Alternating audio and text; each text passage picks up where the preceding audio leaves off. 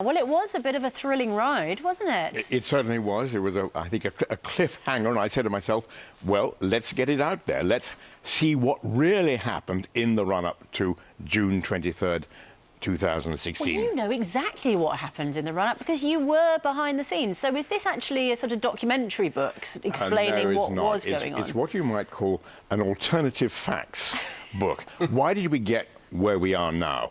We think it's because some great people, Boris, Gove, Nigel Farage, said their thing. I think there's a different story altogether. And I'm writing a story which is actually called Kompromat. Kompromat,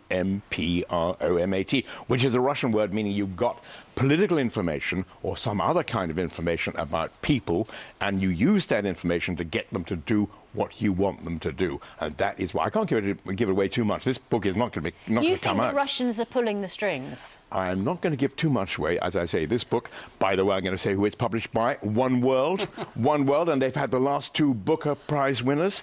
I'm not going to give it too much. It comes out in September. OK, but let me ask you this, Stanley. What do you make of all this, what I think is getting ridiculous hysteria about Donald Trump, where everything he tweets, he says, he does, every policy initiative, everything leads to the world marching and ranting and raving?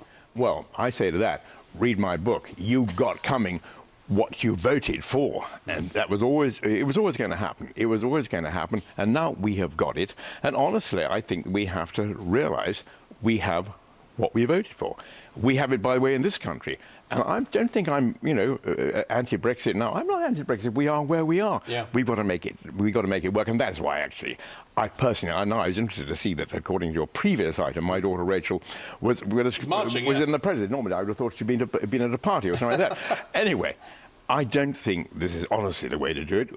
The man is where he is. He's bringing in policies he said he was going to bring in. I have a feeling I might be agreeing with you a bit, Piers, on this. Well, it's an unusual thing in itself, Stanley, but I just think that there seems to be no ability for anybody to have a measured debate about this, or to recognise that you can disagree with Trump about one thing or this thing, whilst also agreeing with him about some other initiatives. I mean, he's been launching a war on trade, on the way NATO is structured, the way that bureaucracy is paralysing America. All these things, I think, are quite important and actually quite laudable. OK, Piers, agree with you as far as that goes.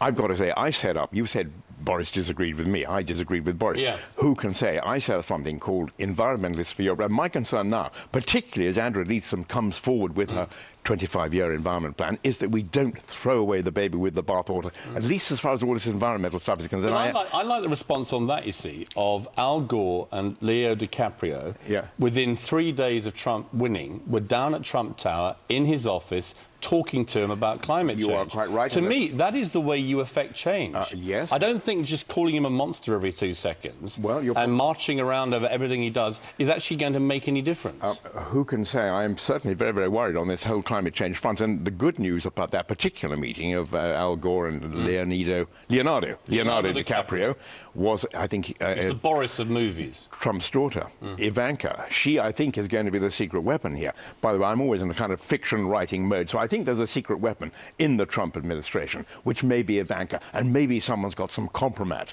on Ivanka. Just wait for this one.